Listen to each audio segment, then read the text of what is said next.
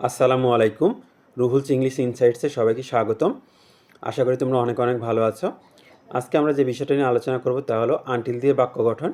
Until অর্থ হচ্ছে যতক্ষণ না পর্যন্ত।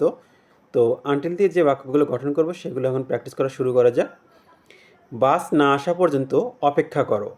Wait until the bus comes. Bus না আসা পর্যন্ত অপেক্ষা করো।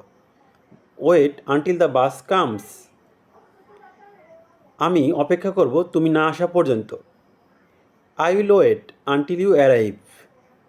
আমি অপেক্ষা করব তুমি না আসা পর্যন্ত। I will wait until you arrive.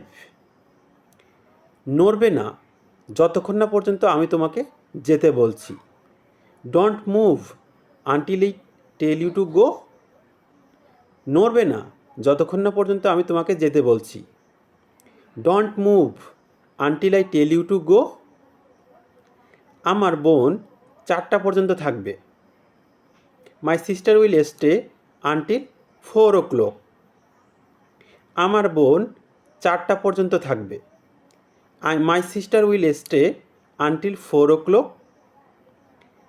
আমি তোমাকে পড়াবো যতদিন না পরীক্ষা শেষ হয়।